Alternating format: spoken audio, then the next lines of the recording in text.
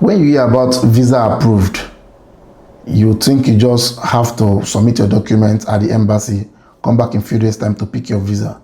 It doesn't work that way.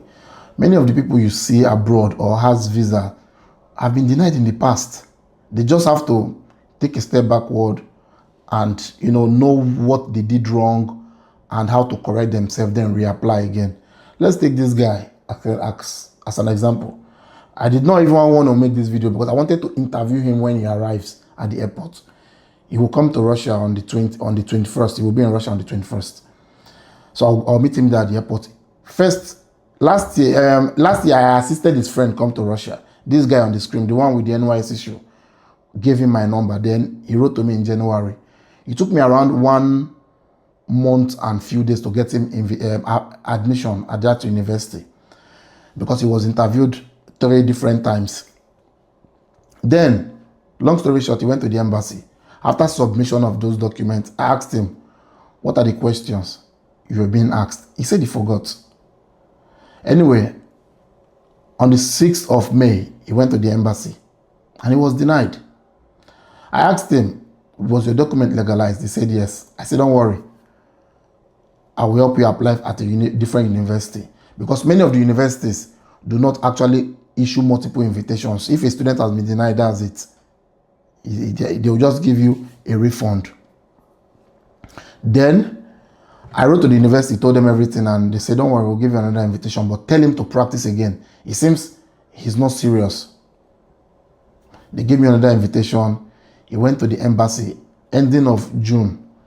And in June, after he submitted this document, this is what he said.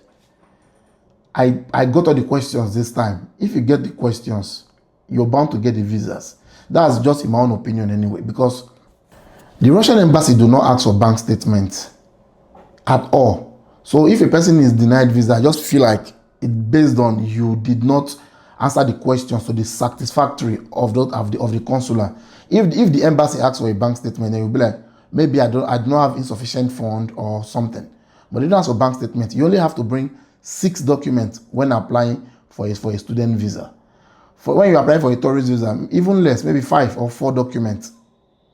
So when you go to the embassy, the questions you're going to be asked are basically easy. These are something you need to know, like the name of your school, the name of the city your school is located. There are some things they are not going to even ask you. You just have to tell them. Like there was a guy, he told me, he even told the consular the name of this university rector. You're not supposed to know they are also not, they won't ask you this name of the rector, but the rector of the university, the name of it's on the university website. Just go there, gather extra information. When you're asking you tell, they just want to know, what you're saying. That's why everything you're saying, they keep writing it down somewhere. I do ask my students. They said, yes, they write them down for paper. I don't know why, but logically, you should know why they're writing it down. They will compare it because right that time when you're doing the interview, they can't actually say you are right or wrong. But later they will compare, okay, he got this one, let's give him the visa. That's how they decide it. You're not going to bring bank statements. So you should actually pass the interview because you should know the name of your university. You should also know the name of the city your school university is located. You should also know the name of the rector, even.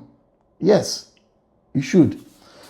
But people who has O level, I feel like they have basically easier job than those with masters, because masters sometimes they will ask you, people coming for masters, they will ask you some of these questions related to that course you're going to study, and sometimes it's tricky.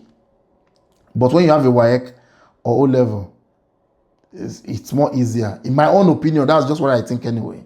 So when you're going to the embassy, most especially this Russian embassy, the questions are always, most of the times, almost the same thing. And 4 out of 6 or 7 of the questions you're going to be asked are something you're supposed to know. Like the name of your school, the city your school is located, the region, for example, the school is, and these ones, you should know these ones, by the way. The course you're going to study, you should know what you're going there to study. Then the ones you're not supposed to know, that in their own case, it's like 7 times 4, 8 times this, 9 times this. These are the questions they think you're not supposed to know. But, You should know what, me, I don't know what to be 9 times 8, but you should know it because now they go embassy. You should know it. So that's why I keep telling you guys, you need to practice that multiplication table correctly, because all those other questions, you should know them. You should know them. You understand? But that mathematics question, they feel like, oh, you're not supposed to know them. Let's test you. Hopefully you get it. So if you want to apply for a Russian study visa, you can send in your document. Admission is still ongoing. Admission is still ongoing right now. Admission is still ongoing right now. Because from August, many universities will start ending their admission. Many, because classes resumes by September. Some start by September, some by October, some by November, some by December. So if a university is starting their own class by September, they should end their admission by August, at least August 15th, I think so. So September, October, those that will end their admission, that will start class by October, we end their admission by September. So it's just like a month earlier. So, but right now, admission is still there on. So if you want to apply, send in your documents.